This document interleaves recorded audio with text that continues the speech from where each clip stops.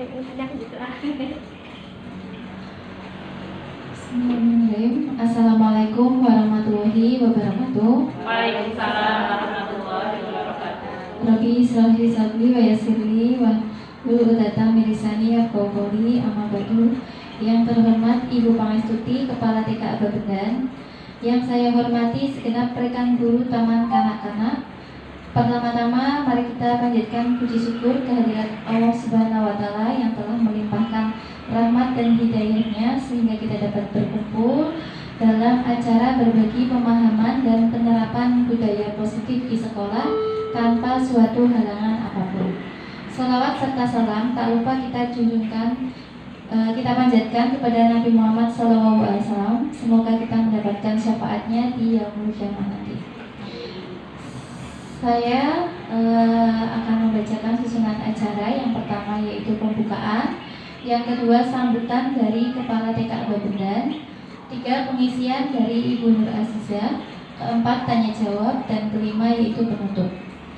Untuk acara yang pertama yaitu pembukaan, mari kita buka acara pagi hari ini dengan membaca basmalah. Bismillahirrahmanirrahim.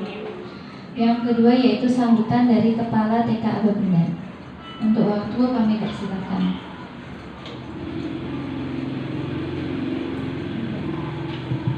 Terima kasih kepada Bu Nurul atas waktu yang diberikan. Bismillahirrahmanirrahim. Assalamualaikum warahmatullahi wabarakatuh. Waalaikumsalam warahmatullahi wabarakatuh. Yang kami hormati segenap ibu-ibu guru baik dari TK Aba Bendan, KPSI Bendan, dan PAUD Aisyah Pesindon, serta yang saya banggakan dan yang berbahagia CGP Angkatan 11 dari TK Aba Bendan, yaitu Ibu Nur Azizah.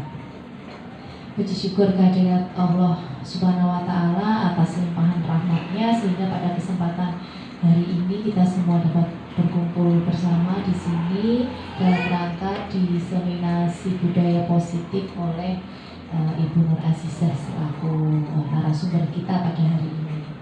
Tak lupa kami mengucapkan terima kasih atas kehadiran dan kesempatannya untuk ibu-ibu hadir di sini untuk kita belajar bersama, karena kita patut berbangga.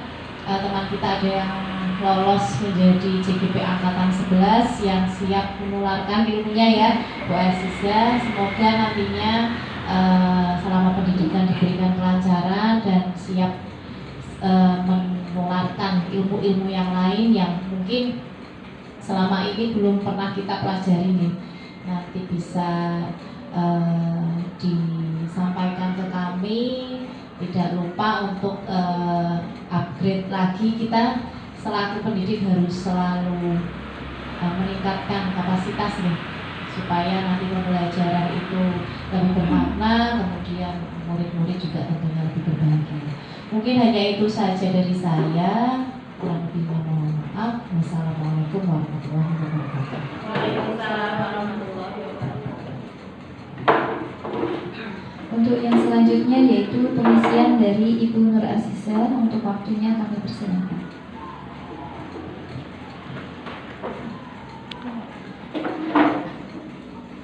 Terima kasih atas kesempatan yang diberikan. Assalamualaikum warahmatullahi wabarakatuh. Waalaikumsalam warahmatullahi wabarakatuh.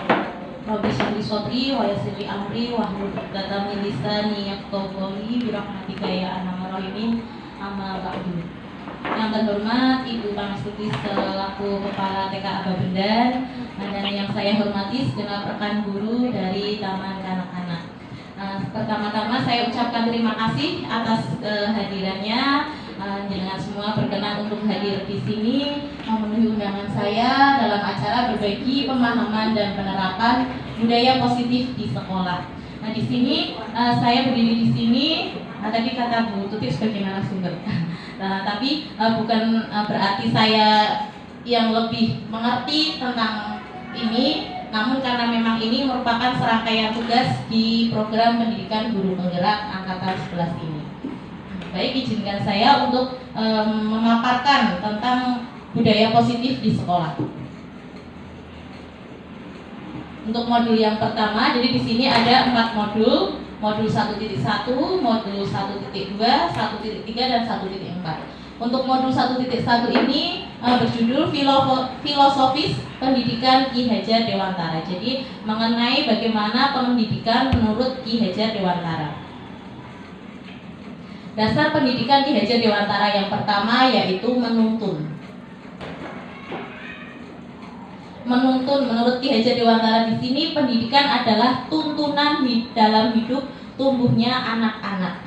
Maksudnya yaitu menuntun segala kodrat yang ada pada anak-anak agar mereka dapat mencapai keselamatan dan kebahagiaan yang setinggi-tingginya, baik sebagai manusia maupun sebagai anggota masyarakat. Nah, dapat saya simpulkan bahwa di sini menuntun anak itu agar anak menjadi selamat dan bahagia untuk memperbaiki lakunya. Lalu pertanyaannya, bagaimana cara kita untuk menuntun anak menjadi selamat dan bahagia? Nah, kita kenal dengan semboyannya Bapak Ki Hajar Dewantara bahwa ing ngarsa tulodo, ing madiyo mangunkarsa, tuturi handayani. Nah, di sini berarti bahwa kalau kita di depan kita memberikan teladan kepada anak-anak. Kemudian di tengah kita sebagai pemberi motivasi, dan jika kita di belakang menjadi pendorong untuk anak-anak. Baik, anak-anak itu sebagai makhluk manusia dan benda hidup. Ya, pastinya makhluk hidup ya ibu-ibu ya. Sehingga mereka hidup dan tumbuh menurut kodratnya sendiri. Kita sebagai pendidik hanya dapat menuntun tumbuh dan hidupnya kekuatan itu agar dapat memperbaiki lakunya. Jadi di sini kita sebagai seorang pendidik hanya bisa menuntun saja tanpa kita bisa merubah dasar hidupnya, wataknya dari dia, seperti itu. Nah, di sini pendidik itu diibaratkan sebagai seorang petani. Bagaimana pendidik diibaratkan sebagai seorang petani? Apa ada hubungannya pendidik dengan petani, ibu-ibu? Ada yang bisa menjawab? Saya jelaskan ya. Jadi di sini pendidik diibaratkan sebagai seorang petani, di mana petani ini menanam padi. Petani tidak bisa merubah bentuk padi itu sendiri. Namun petani di dalam dia bertani hanya dapat menuntun tumbuhnya padi. Dia hanya merawat, memperbaiki kondisi tanahnya, kemudian memelihara tanaman padi itu sendiri, memberikan pupuk dan air sehingga padi itu bisa tumbuh dengan subur ya ibu-ibu ya. Membasmi ulat-ulat atau jamur-jamur yang mengganggu hidup tanaman padi dan lain sebagainya. Jadi kita sebagai pendidik itu diibaratkan sebagai seorang petani, di mana kita hanya bisa memperbaiki, mendampingi anak-anak tumbuh dan berkembang tanpa kita bisa merubah watak dari anak itu sendiri. Kita hanya bisa menjaga anak dari lingkungan-lingkungan yang kurang baik. Kita hanya bisa mendampingi anak-anak, mengajarkan perilaku-perilaku baik pada anak. Kemudian dasar pendidikan Ki Hajar Dewantara yang kedua yaitu merdeka. Seperti ini bulan Agustus, bulan kemerdekaan ya ibu-ibu ya. Merdeka di sini adalah merdeka yang bertanggung jawab. Merdeka yang bertanggung jawab itu yang seperti apa? Nah, merdeka yang bertanggung jawab di sini itu adalah merdeka dalam arti bukan hanya kebebasan saja, tapi anak-anak memiliki merdeka di sini adalah bisa merdeka di sini adalah bisa mengendalikan diri menjadi yang lebih baik dengan bisa memerdekakan orang lain juga, seperti itu. Kemudian dasar pendidikan Ki Hajar Dewantara yang selanjutnya yaitu kodrat anak. Kita semuanya tahu bahwa kodrat anak apa ibu guru? Bermain. Oke, baik Bu Sari, terima kasih. Kodrat anak itu bermain. Ini sangat sesuai dengan kita sebagai guru taman kanak-kanak, bahwa kodrat anak itu bermain, sehingga kita dalam pembelajaran ada permainan-permainan yang menyenangkan. Nah, pendidikan dengan bermain ini merupakan metode dari Montessori, Froebel dan Taman Anak, bahwa permainan anak adalah pendidikan. Bagaimana permainan anak adalah suatu pendidikan? Nah, karena dalam bermain itu terdapat 3 olah. olah cipta yang pertama, kemudian olah rasa, dan olah karsa. Nah, seperti kita lihat di gambar, di situ ada anak-anak yang sedang bermain jamuran. Kemudian anak-anak yang sedang bermain jaring laba-laba di depan dan bermain bersama ibu guru di lapangan. Di sini kita ambil salah satu contoh, yaitu anak bermain permainan tradisional jamuran ya Ibu ya. Di situ ada olah cipta. Olah cipta di sini adalah olah pikiran tentang kognitif. Jadi melalui permainan jamuran itu anak-anak bisa berpikir jamur apa saja yang ingin mereka sebutkan seperti itu. Kemudian olah rasa. Olah rasa ini adalah tentang perasaan. Dengan bermain itu anak-anak menjadi senang. Kemudian dengan melalui permainan tradisional jamuran ini juga meningkatkan kerja sama terhadap temannya. Dan yang terakhir adalah olah karsa. Olah karsa ini apa? Olah karsa ini adalah kemauan dari anak. Jadi melalui permainan ini ibu guru mengajak anak-anak bermain, timbullah kemauan anak untuk bermain sambil belajar. Kemudian pendidikan juga, pendidikan itu harus mengutamakan kodrat alam dan kodrat zaman.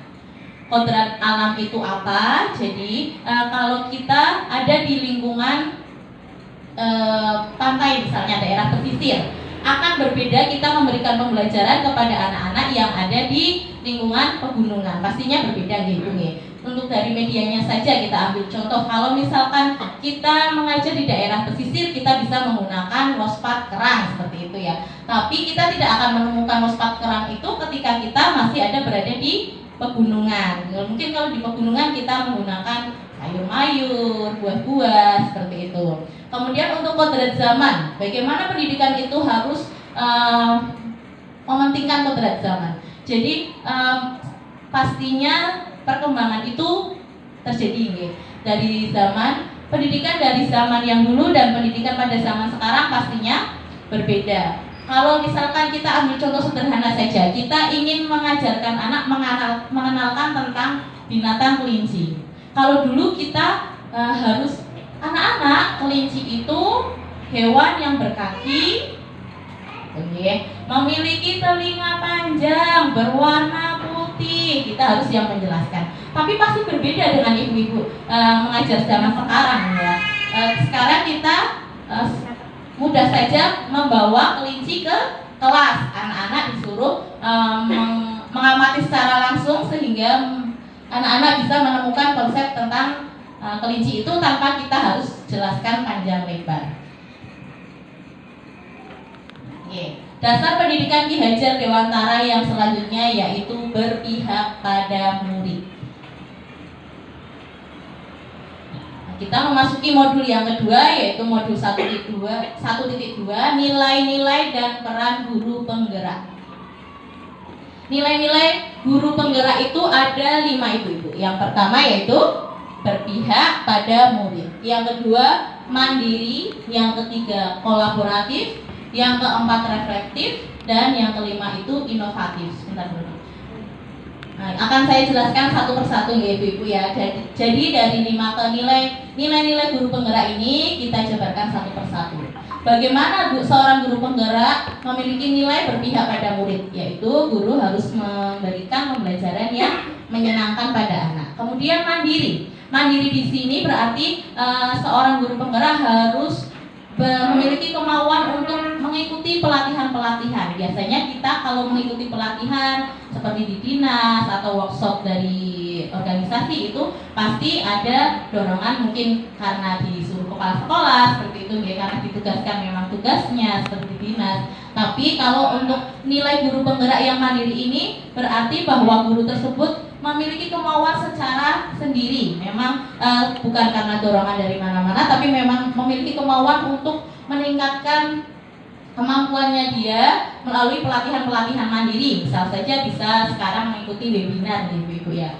Lalu untuk yang nilai yang ketiga yaitu yang kolaboratif. Jadi di sini bagaimana guru penggerak bisa berkolaborasi dengan warga sekolah lainnya, dengan pihak luar juga.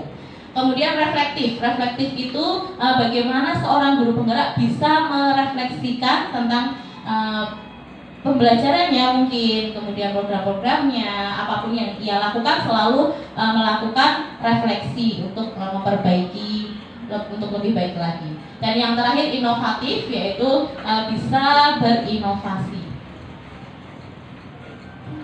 Tadi nilai-nilai guru penggerak. Sekarang kita ke peran guru penggerak. Di sini ada sama 5 juga ibu-ibu nggih. Peran guru penggerak yang pertama yaitu sebagai pemimpin pembelajaran. Yang kedua, pendorong kolaboratif. Yang ketiga, penggerak komunitas praktisi. Yang keempat, mewujudkan kepemimpinan murid. Dan yang terakhir, menjadi coach bagi rekan guru. Kita lihat satu persatu dulu ya. Pemimpin pembelajaran. Bagaimana seorang guru menjadi pemimpin pembelajaran? Sedangkan katanya sekarang pembelajaran itu harus berpusat pada murid, bukan berpusat pada guru. Jadi di sini meskipun merdeka, tapi kita tetap memiliki peran untuk menjadi pemimpin di dalam pembelajaran, bukan berarti anak kita bebaskan begitu saja tanpa kita kontrol gitu. Kemudian yang kedua, pendorong kolaboratif. Nah, jadi di sini tadi nilai-nilai guru penggerak sebagai kolaboratif, sehingga memiliki peran untuk menjadi pendorong kolaboratif. Jadi bisa menjadi pendorong untuk rekan-rekan gurunya untuk selalu berkolaborasi, baik antara siswa dan rekan guru, kemudian rekan guru dan kepala sekolah, lalu dengan orang tua murid, serta dengan warga sekolah lain. Kemudian penggerak komunitas praktisi. Apa itu komunitas praktisi? Jadi komunitas praktisi di sini adalah sekumpulan orang-orang yang kalau kita biasanya itu organisasi, kalau kita sama-sama jenjang ya, misal kita di EGTKI ya, kalau di TK, nah kemudian di IGABA itu masih termasuknya kelompok belajar. Namun untuk komunitas praktisi ini bagaimana persatuan antara guru-guru antar jenjang sekolah, jadi antara guru TK, nah untuk berkolaborasi sama guru tingkat SD, SMP, SMA ataupun SMK seperti itu. Kemudian mewujudkan kepemimpinan murid. Di sini juga guru di dalam kelas bisa memberikan kesempatan anak untuk memimpin di dalam pembelajaran. Dan yang terakhir adalah menjadi coach bagi rekan guru. Apa ini menjadi coach bagi rekan guru? Nanti pada akhirnya guru penggerak diharapkan bisa memberikan seperti berkonsultasi, sharing seperti itu ya, antara misal ada dari guru kelompok lain ada permasalahan, lalu kita berusaha untuk memberikan solusinya seperti itu. Lanjut kita ke modul 1.3, paradigma visi guru penggerak. Kemarin ini sempat kita paparkan dan kita bersama-sama untuk menentukan visi guru penggerak di TK Aba Bendan. Apa itu visi? Visi adalah representasi visual kita akan masa depan. Apa itu visi representasi? Jadi visi ini adalah gambaran tentang murid seperti apa yang kita dambakan di masa depan. Kita sebagai seorang guru pastinya memiliki impian murid kita akan menjadi sebagai seorang apa? Orang yang baik, ataukah orang yang sukses, kemudian apakah orang yang soleh, sukses di agamanya, sukses juga di nusa dan bangsanya. Penggambaran visi yang jelas akan membantu kita dalam upaya mewujudkannya. Bagaimana ini maksudnya?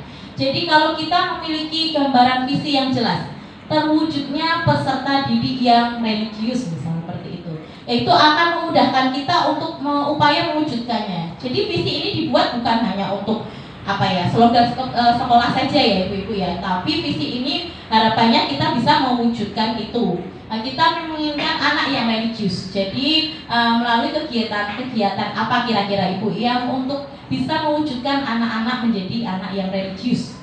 Salah satu contoh misal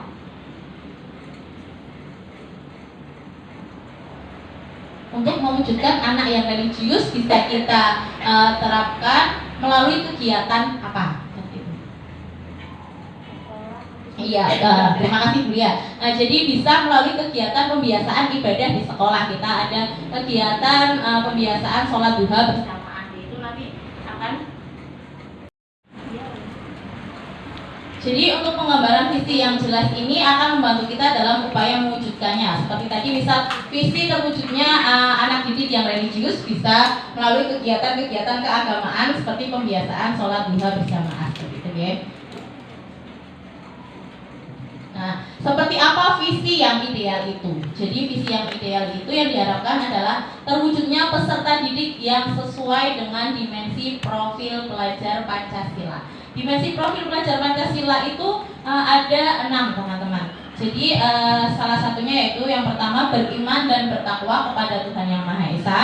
Kemudian dimensi yang kedua yaitu berakhlak mulia, berkebinekaan global, mandiri, kreatif dan bernalar kritis, dan yang terakhir itu bergotong royong.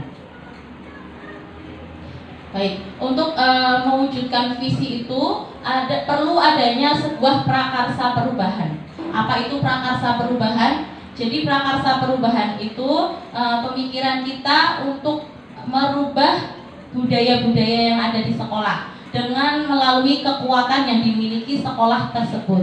Nah, jadi kalau kemarin itu prakarsa perubahan dari saya yaitu penerapan budaya 5S, senyum, sapa, salam, sopan, dan santun. Kenapa saya mengambil prakarsa perubahan itu? Karena kekuatan dari sekolah TK Ababendan itu, TK Ababendan sudah mendeklarasikan diri sebagai sekolah ramah anak.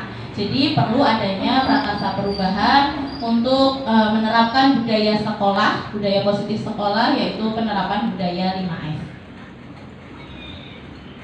Nah, kita memasuki ke modul yang terakhir yaitu modul 1.4, budaya positif di sekolah. Bisa kita lihat gambarnya di situ ada Bu Lia sedang menyambut anak didik, nah dengan memberikan ucapan salam serta tersenyum kepada anak tersebut. Baik, disiplin positif. Apa itu disiplin positif, Ibu-ibu?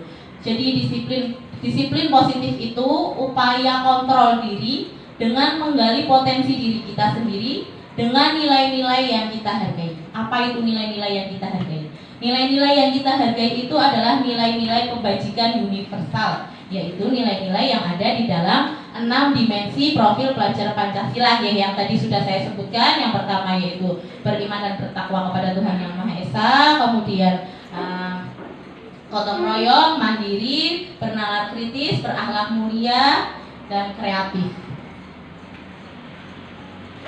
Yang kedua yaitu teori hukuman, restitusi, dan konsekuensi. Apa perbedaan dari ketiga ini? Jadi kalau untuk hukuman itu dibuat oleh guru sendiri tanpa melibatkan anak. Jadi hanya guru menghukum anak kalau yang bersalah. Kemudian restitusi itu suatu solusi pemecahan masalah guru bersama dengan anak. Dan konsekuensi itu dibuat bersama anak juga. Nah, di sini saya akan ingin mengajak ibu guru semua untuk menjawab dari 5 pernyataan ini. Apakah ibu-ibu setuju atau tidak setuju? Yang pertama, hukuman di sekolah dapat mendisiplinkan anak. Setuju? Tidak, iya. Karena hukuman ini bukan cara yang tepat untuk mendisiplinkan anak. Kemudian yang kedua, pemberian hukuman dengan hal positif seperti membaca atau membersihkan halaman sekolah dapat meningkatkan disiplin anak. Jadi memberikan hukumannya dengan hal positif. Setuju atau tidak setuju?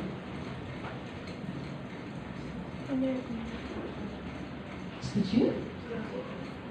Setuju? Oke, setuju dulu. Nanti kita lihat ya. Lanjut. Yang ketiga, memberi penghargaan dapat meningkatkan motivasi belajar anak. Jadi dengan memberikan penghargaan akan meningkatkan motivasi belajar anak. Tidak setuju, baik. Dan yang terakhir, memberi anak merasa bersalah, memberi dampak lebih ringan dibandingkan menghukum. Jadi kita ketika ada anak yang bersalah, kita hanya memberikan anak itu merasa bersalah tanpa menghukumnya. Setuju atau tidak setuju?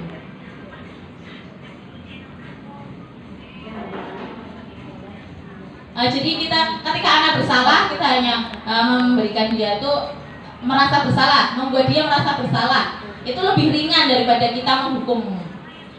Mungkin fisik misalnya, atau nyuruh lari keliling lapangan seperti itu. Tidak setuju, baik. Oke, kita telah satu-satu ya. Jadi dari kelima pernyataan ini memang yang benar itu tidak setuju semua. Kenapa? Karena yang benar yang pertama itu hukuman bukan cara yang tepat untuk mendisiplinkan anak. Kemudian pemberian hukuman dengan hal positif. Padahal ini positif loh Bu. ya kan? Membaca atau membersihkan halaman sekolah. Tadinya halaman sekolah yang kotor menjadi bersih. Itu hal positif. Tapi itu sama saja dengan memberikan hukuman. Jadi tidak setuju juga. Yang ketiga, memberi penghargaan dapat meningkatkan motivasi belajar anak. Ternyata penghargaan di sini juga bisa merusak hubungan antar anak gitu. Jadi memiliki dampak yang kurang baik juga untuk anak. Dan yang terakhir, membuat anak merasa bersalah nih ya, maksudnya ya. Itu akan memberi dampak yang lebih ringan dibandingkan menghukum. Sama saja kita tidak boleh membuat anak merasa bersalah. Lanjut. Oke, nah di sini sekarang kita melihat tadi setuju dan tidak setuju. Selanjutnya akan mengajak bermain untuk menjawab hukuman atau konsekuensi. Jadi saya jelaskan dulu, kalau hukuman itu ketika anak bersalah kita langsung menghukum, ya bisa hukuman fisik ataupun hukuman psikologis, ya, secara psikis, membuat anak malu atau seperti apa. Kemudian kalau konsekuensi itu apa? Konsekuensi itu jadi kita memberikan hukuman, tapi memang itu karena akibat, jadi untuk anak bertanggung jawab terhadap apa yang telah dilakukannya itu. Kita lihat satu-satu. Yang pertama, mencatat 100 kali di dalam buku kalimat "saya tidak akan terlambat lagi karena terlambat ke sekolah". Ini merupakan hukuman atau konsekuensi?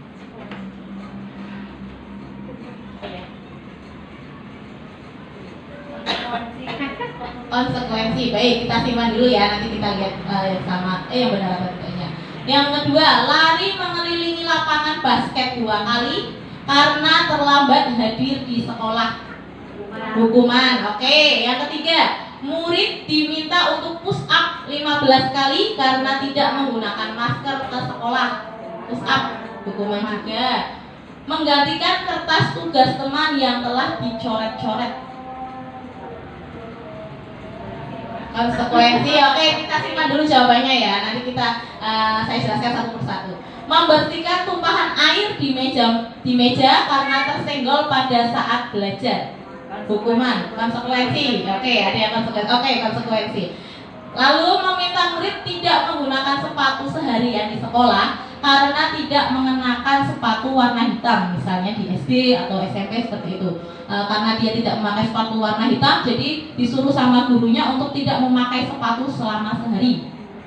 Hukuman. Oke. Dan yang terakhir, lari mengelilingi lapangan basket 2 kali karena terlambat 10 menit untuk pelajaran PJOK. Konsekuensi. Oke. Nah, saya jelaskan satu persatu ya Ibu ya. Jadi yang pertama itu mencatat 100 kali di dalam buku kalimat "saya tidak akan terlambat lagi". Ini benar, hukuman. Lalu yang kedua, lari mengelilingi lapangan basket 2 kali. Ini jelas hukuman secara fisik ya. Yang ketiga, murid diminta untuk push up 15 kali. Jelas hukuman. Yang keempat, menggantikan kertas tugas teman yang telah dicoret-coret. Ini baru konsekuensi. Oke. Lalu membersihkan tumpahan air di meja karena tersenggol pada saat belajar. Konsekuensi. Meminta murid tidak menggunakan sepatu seharian. Ini jelas hukuman. Dan yang terakhir, lari mengelilingi lapangan basket 2 kali karena terlambat 10 menit untuk pelajaran PJOK. Kita garis bawahi untuk pelajaran PJOK. Ini konsekuensi. Kenapa konsekuensi? Karena jadi intinya konsekuensi itu ada hubungannya, gitu ya. Karena ini anaknya terlambat 10 menit tapi untuk pelajaran PJOK, jadi diberi hukumannya, konsekuensinya itu dia lari lapangan basket. Ada hubungannya kan antara pembelajaran olahraga dengan lapangan basket. Tapi untuk yang pertama mencatat 100 kali di dalam buku kalimat "saya tidak akan terlambat lagi", itu tidak ada hubungannya ya. Selanjutnya, teori motivasi perilaku manusia. Jadi motivasi perilaku manusia untuk berbuat sesuatu itu ada 2 ibu-ibu. Motivasi ekstrinsik yang pertama, dan yang kedua motivasi intrinsik. Apa itu ekstrinsik dan motivasi intrinsik? Jadi untuk motivasi ekstrinsik, X itu artinya luar, jadi motivasinya itu dari luar. Dari luar itu ada 2. Yang satu karena menghindari hukuman, dan yang satunya lagi untuk mendapatkan penghargaan. Yang kedua motivasi intrinsik, in itu di dalam. Jadi intrinsik itu dari dalam manusia itu sendiri. Jadi yang diharapkan dengan budaya positif ini adalah menumbuhkan motivasi intrinsik pada anak. Jadi ketika anak bersalah itu, ketika anak melakukan sesuatu itu karena motivasi dari dirinya. Kita ambil contoh yang sederhana ketika menggunakan helm. Kira-kira ibu-ibu semua ke sekolah nih, berangkat sekolah mengendarai sepeda motor menggunakan helm apa mboten? Iya, pakai helm. Kenapa? Kenapa ibu-ibu semua memakai helm? Karena biar aman. Lalu apa lagi? Peraturan lalu lintas. Oke. Mematuhi peraturan lalu lintas. Karena takut ditilang Pak Polisi, Bu Sisa. Iya. Itu kalau misalkan yang karena ingin aman, jadi ingin keselamatan diri, itu dari dalam diri, yaitu motivasi intrinsik. Tapi kalau yang tidak mau ditilang sama polisi, bisa aku takut ditilang sama polisi, itu merupakan menghindari hukuman, jadi ekstrinsik. Kebutuhan dasar manusia. Kita memiliki kebutuhan dasar. Ada 5 kebutuhan dasar. Yang pertama, bertahan hidup. Yang kedua, kasih sayang dan rasa diterima. Yang ketiga, kebebasan. Yang keempat, kesenangan. Dan yang terakhir, penguasaan. Jadi untuk bertahan hidup ini sendiri mengenai fisik, tentang makan, kesehatan kita, kemudian tempat tinggal kita, itu untuk merupakan kebutuhan dasar manusia bertahan hidup. Kemudian yang kedua, kasih sayang dan rasa diterima. Pastinya kita memiliki keinginan, kebutuhan untuk mendapatkan kasih sayang dari orang-orang di sekeliling kita. Dan rasa diterima juga ketika kita bekerja di suatu lembaga, kita ingin memiliki kebutuhan dasar untuk diterima di lembaga tersebut dengan baik. Kemudian kebebasan, kita menginginkan kebebasan. Lalu kesenangan, kita juga membutuhkan kesenangan, ketika kita bekerja terus juga jenuh gitu ya. Kita juga butuh kesenangan untuk menutupi kebutuhan dasar kita. Dan yang terakhir, penguasaan. Penguasaan ini jadi kemampuan kita dalam melakukan sesuatu.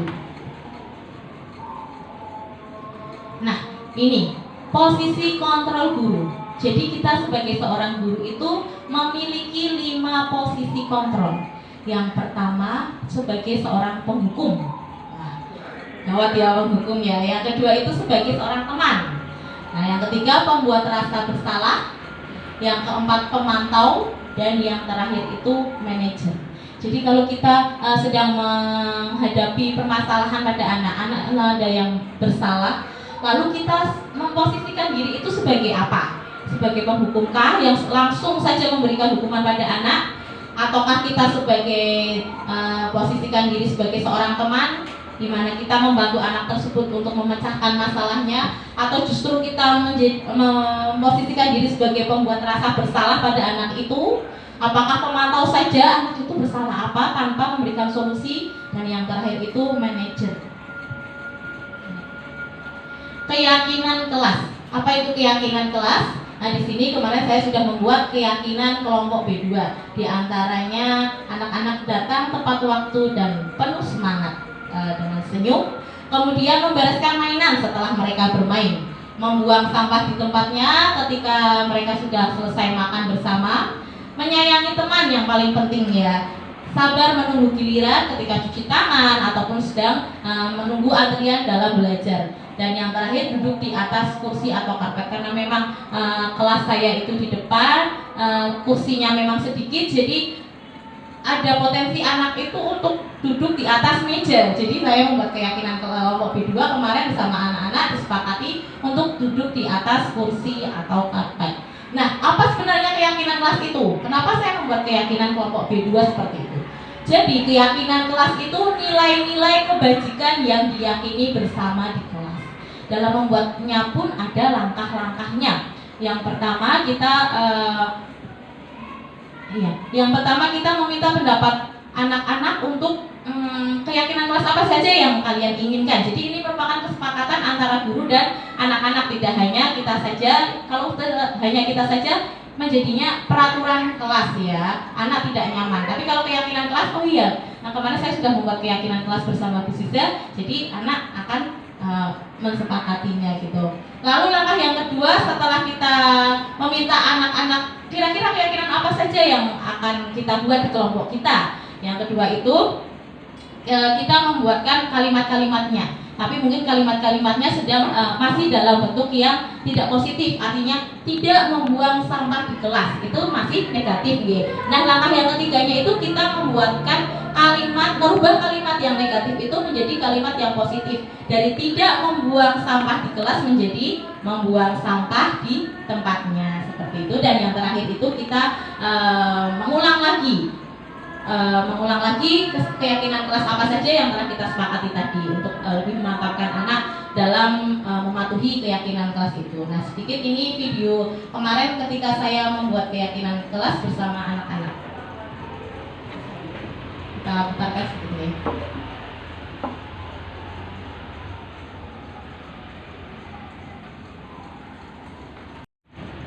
Oke, kita saksikan terlebih dahulu video kemarin ketika saya membuat keyakinan kelas bersama anak-anak semua nanti Allah sayang, mari. Nah, di sini kita untuk bisa meminta pendapat anak-anak keyakinan kelas apa yang ingin buat. Mungkin kan kalau untuk anak-anak susah dihubungi. Jadi kita memancingnya dengan cara bertanya cita-cita mereka.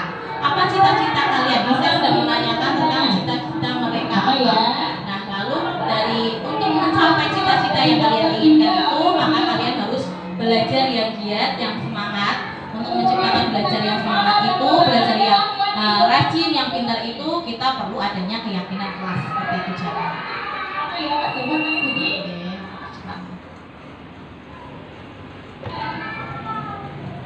Nah,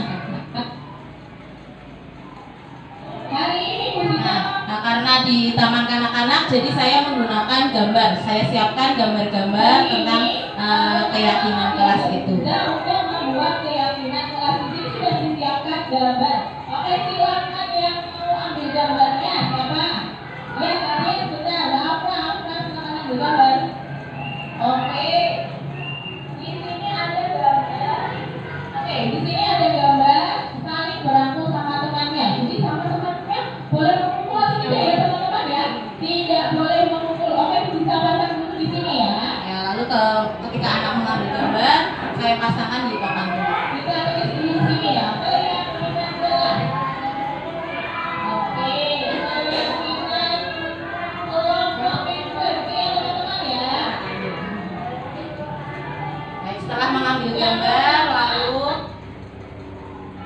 menempelkan gambar itu di papan tulis dan menuliskan kalimat-kalimatnya, tapi masih dalam kalimat yang belum positif dengan kata-kata tidak. Tadi yang berangkat ke sekolah tepat waktu, masih tidak terlambat ke sekolah.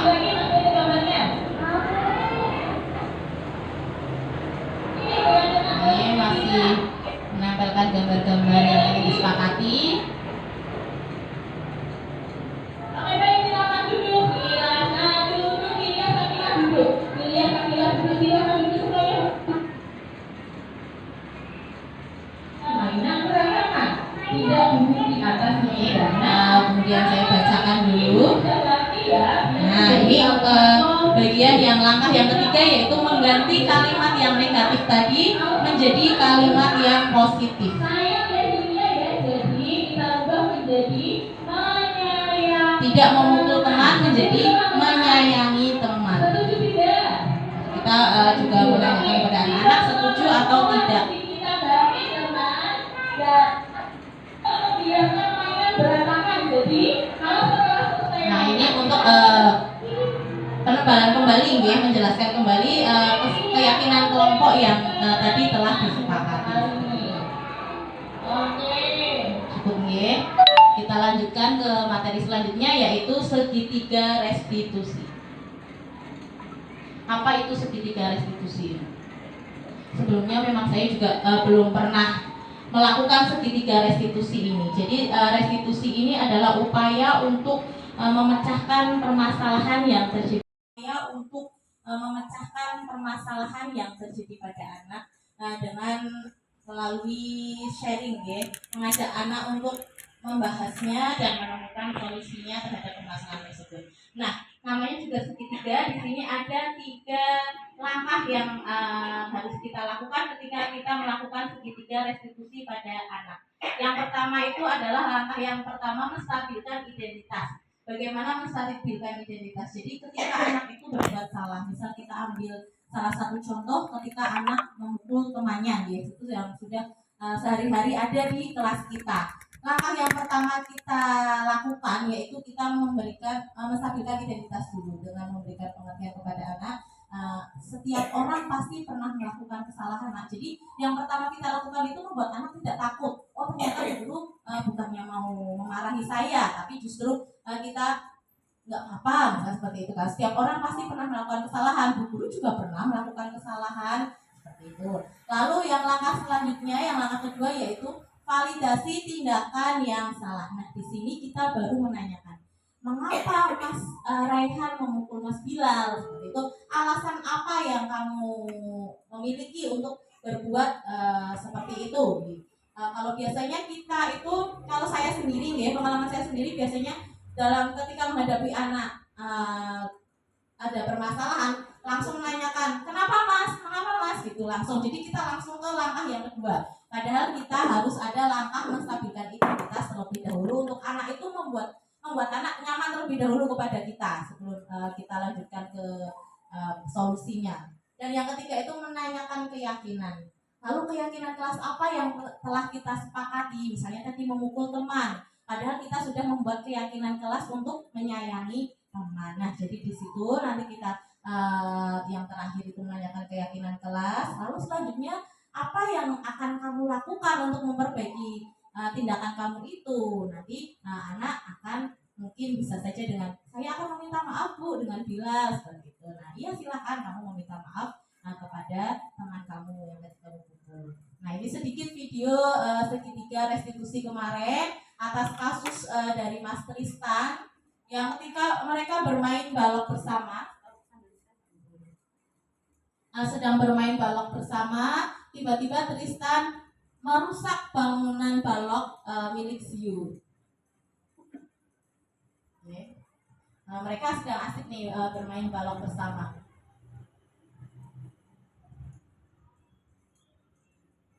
Ziu masih membuat bangunan balok.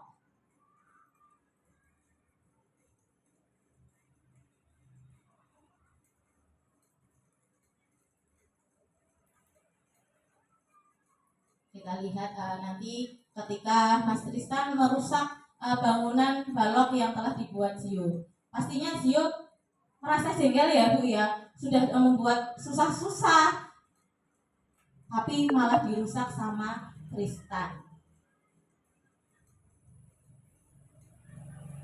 Nah, ini segitiga restitusi. Jadi setelah anak melakukan kesalahan, saya ajak untuk duduk bersama. Seharusnya sih memang di ruangan 4 mata gitu ya, tapi karena waktu itu saya di kelas, yang pertama saya lakukan yaitu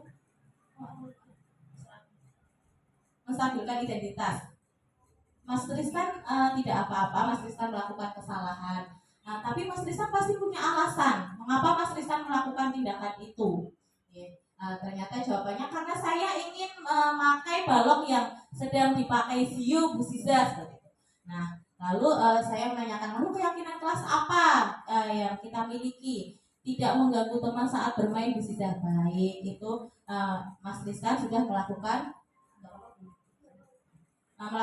kesalahan. Lalu apa yang akan Mas Tristan lakukan untuk memperbaiki tindakan Mas Tristan tadi? Nah, Mas Tristan menjawab, saya akan meminta maaf kepada Ziu. Nah, di belakang ini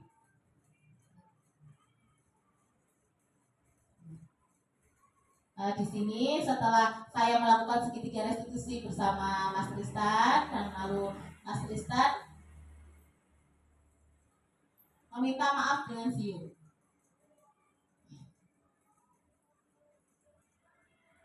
Mas Tristan meminta maaf dengan Ziu, lalu mereka bersama akur kembali. Dan ini saya menanyakan bagaimana perasaan Tristan nanti setelah Bu Ziza ajak ngobrol. Ternyata kata Tristan, saya senang sekali. Alhamdulillah Bu Ziza tidak memarahi aku, padahal aku sudah takut dimarahin sama Bu Ziza seperti itu. Jadi ada dampak baiknya kalau ketika kita melakukan segitiga restitusi, membuat anak merasa nyaman, lebih nyaman ketika kita memberikan solusi kepada anak. Dan yang terakhir Ini ada rencana tindakan aksi nyata saya.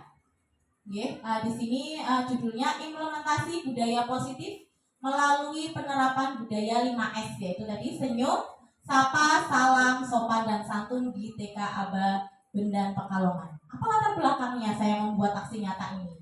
Nah, jadi budaya positif merupakan upaya untuk membentuk karakter murid, guru, visi misi sekolah. Nah, budaya positif ini sangatlah penting untuk mengembangkan anak-anak yang memiliki karakter yang kuat sesuai dengan profil pelajar Pancasila.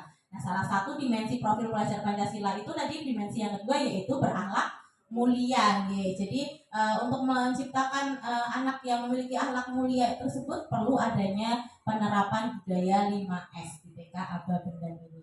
Tujuannya apa? Dampak yang ingin saya lihat pada murid saya ketika sudah diterapkannya budaya 5S ini di sekolah, yaitu anak bisa memiliki akhlak yang mulia dengan terlihat selalu tersenyum, saling menyapa dengan ibu guru, sama teman juga, mengucapkan salam ketika bertemu dengan warga sekolah yang lain, serta bertingkah laku sopan dan santun. Salah satunya tadi tidak duduk di atas meja. Tolok ukurnya apa sih untuk bisa melihat aksi nyata ini berhasil atau tidak? Bukti yang dapat Selanjutnya yaitu sesi tanya jawab. Monggo kalau ada yang ingin bertanya. Sari. Terima kasih atas waktu yang disediakan. Assalamualaikum warahmatullahi wabarakatuh. Ini respon yang tadi ya Bu ya.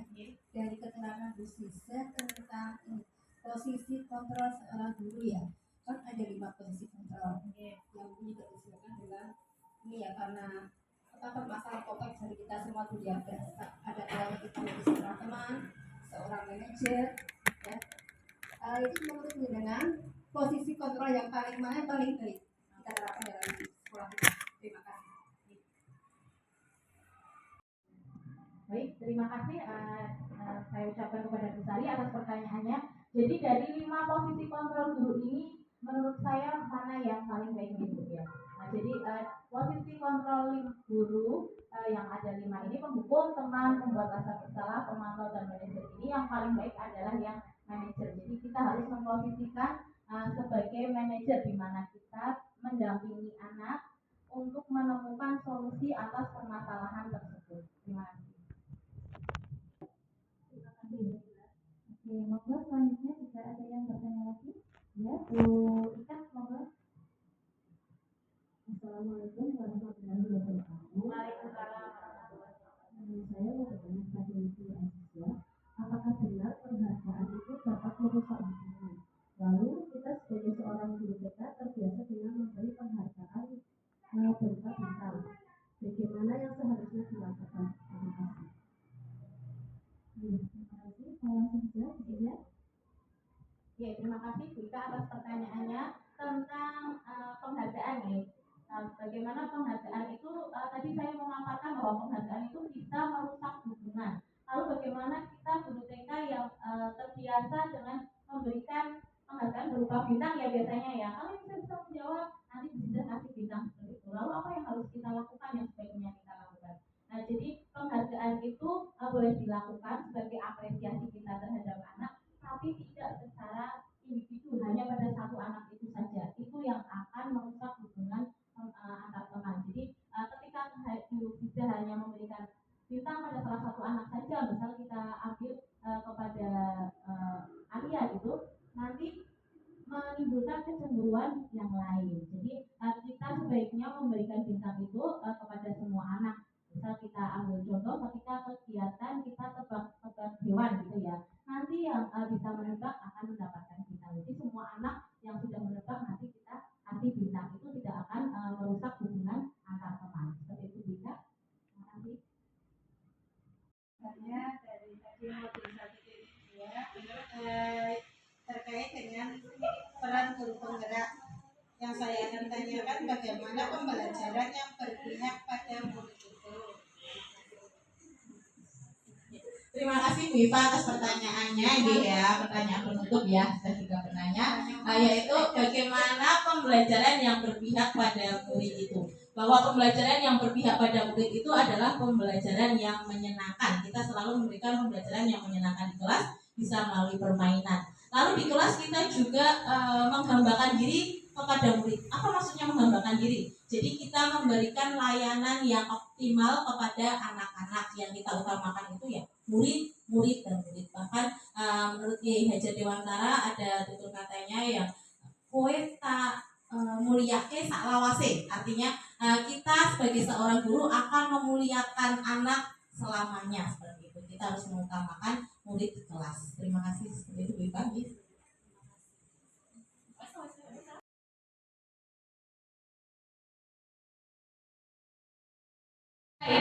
Waalaikumsalam.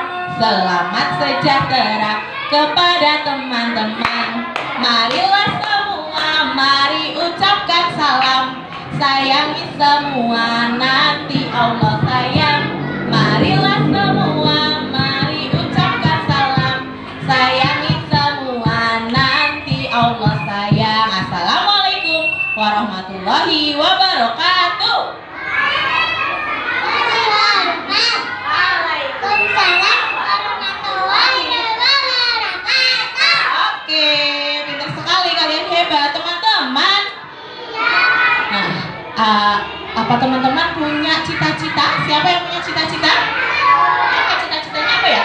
Cita-citaku ingin menjadi hewan. Oke, Mbak Sakila? Dokter yang ngobatin orang sakit. Oke, bagus sekali. Siapa lagi yang punya cita-cita lagi? Hilma.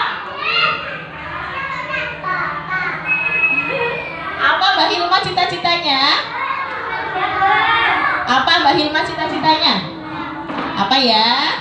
Apa Mbak Ara? Jadi dokter. Jadi dokter juga. Oke, Mbak Bia apa? Jadi pemadam kebakaran. Pemadam kebakaran yang laki-laki. Jovan, apa Jovan nih? Apa ya Mas Jovan pengen jadi? Pemadam kebakaran juga. Raska? Polisi. Alvin? Polisi. Oke, Cilo? Polisi juga. Oke, bagus sekali cita-citanya kalian. Apa cuma buat kalian? Jempol-jempol. Jempol-jempol. Kalian jempol. Nah teman-teman, untuk bisa meraih cita-citanya kalian harus belajar yang pintar, ya, biar jadi orang hebat. Nah, teman-teman, untuk meraih cita-citanya kalian harus belajar yang pintar. Untuk belajar yang pintar di kelas kita harus punya kesepakatan kelas. Apa teman-teman? Kesepakatan kelas. Apa itu Bu Siza, kesepakatan kelas? Ada yang tahu? Nggak tahu. Oke, jadi kesepakatan kelas atau keyakinan kelas itu hal-hal yang baik yang kita sepakati di kelas. Oke, Bu Siza hari ini mau ngajak kalian membuat keyakinan kelas. Di sini Mbak Hilya, Hilma. Iya. Hari ini Bu Siza mau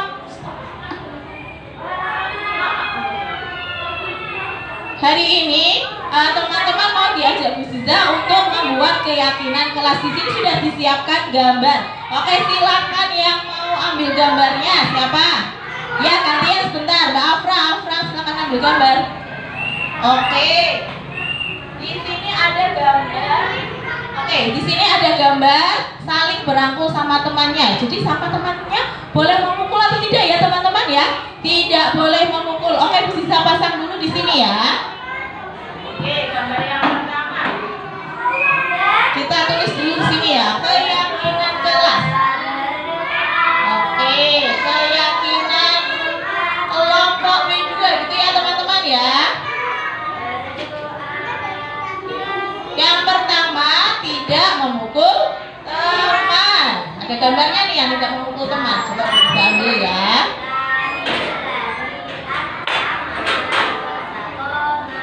Oke, di sini tidak memukul teman. Ada lagi? Silakan ambil. Sebentar, silakan ambil. Mana ya? Ambil satu saya. Oke, yang ini teman-teman. Kalau berangkat sekolah tidak boleh malas, ya kan? Kalau berangkat sekolah tidak boleh cemberut.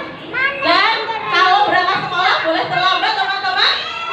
Tidak boleh terlambat. Oke, kita tambah di sini dulu ya, gambar yang kedua.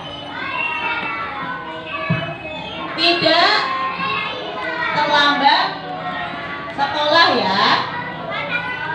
Silakan ambil lagi gambarnya. Oke. Ya, silakan ambil Mas Raska. Oke. Jadi ini ya, tidak memukul teman. Itu yang kita pasang ya. Oke. Lagi, silakan ambil lagi, masih ada gambarnya. Oke, kalian bikinnya apa kesepakatan kelas kita? Coba salah satu aja dulu. Oke. Yang ini kalau mau cuci tangan tidak boleh nyalipnya lip. Ya, bisa tempel di sini dulu ya. Tidak menyalip ketika cuci tangan. Oke. Lagi, ambil lagi, masih ada gambarnya teman-teman. Oke, apalagi nih keyakinan kelasnya kita. Oke, boleh Mbak Hilma. Iya, sebentar Mas Jovan, permisi Hil. Permisi sayang. Oke, diambil terus kasih Bu Sisa ya. Yang ini apa nih? Ya, tidak membuang sampah di kelas. Oke. Tidak membuang sampah di kelas. Ada lagi, masih ada lagi teman-teman.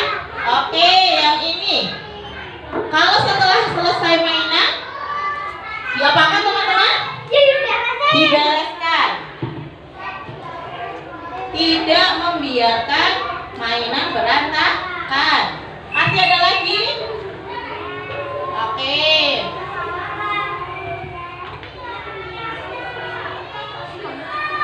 Masih ada lagi teman-teman?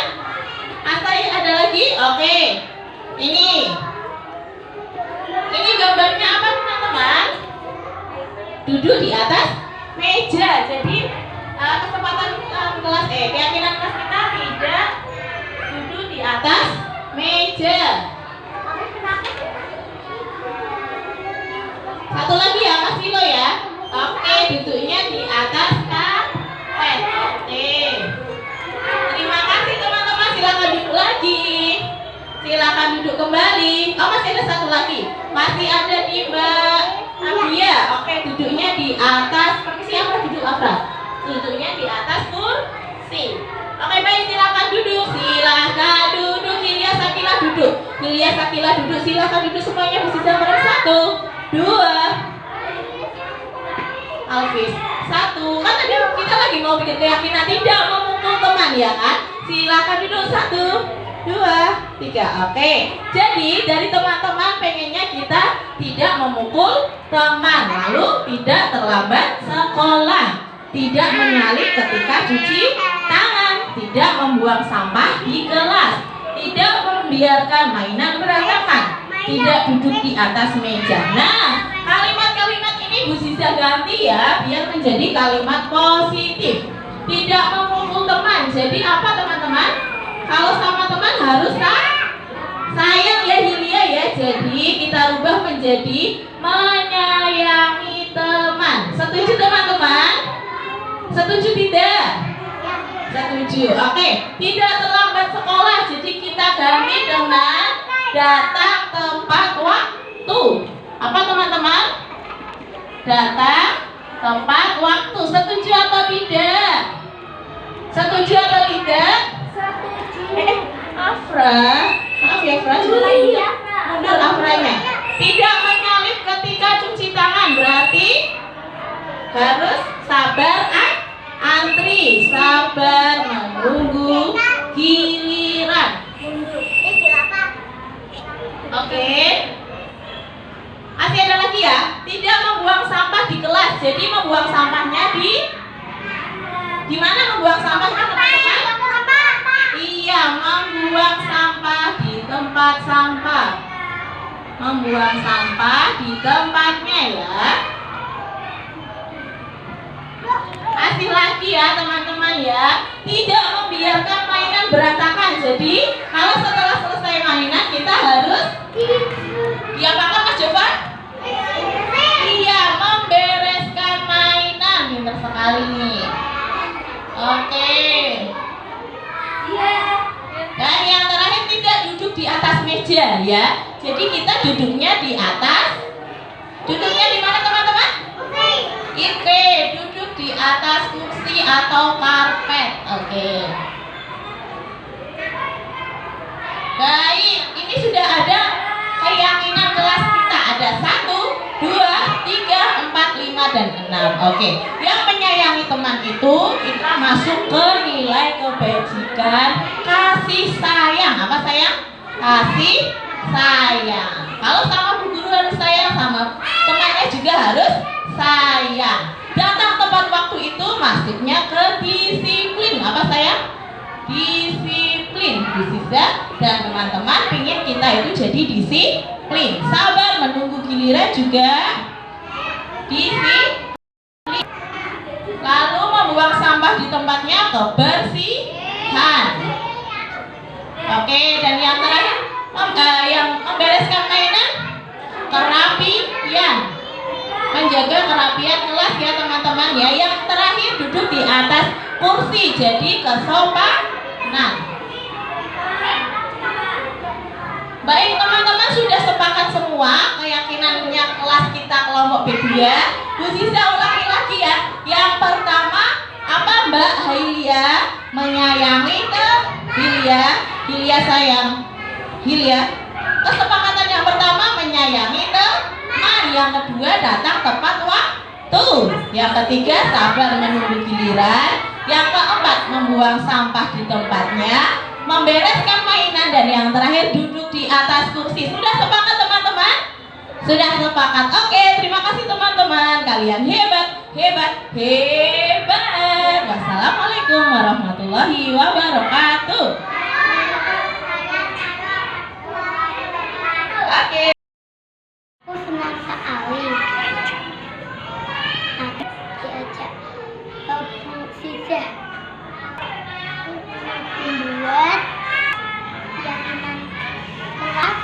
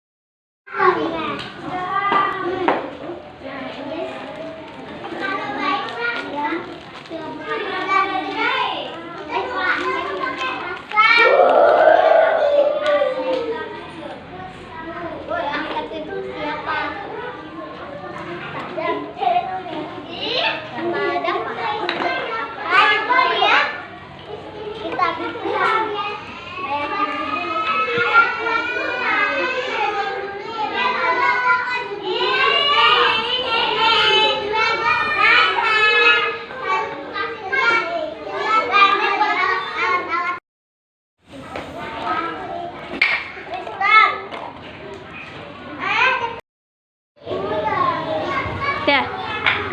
Kenapa Mas Dio?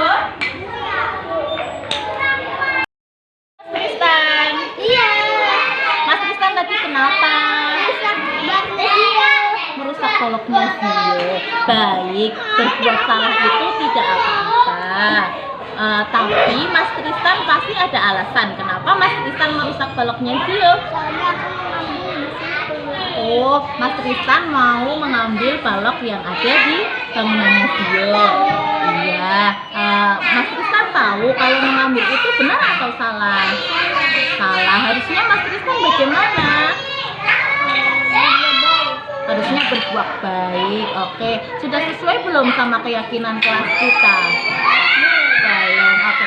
Nah, untuk memperbaiki kesalahan Mas Tristan, apa yang harus Mas Tristan lakukan? Memperbaiki dengan baik, jadi anak yang baik. Mas, apa yang harus dilakukan Mas Tristan sama Mas Dio? Iya, Mas Rizan harus meminta. Iya. Kapan Mas Rizan mau minta maaf sama Sio?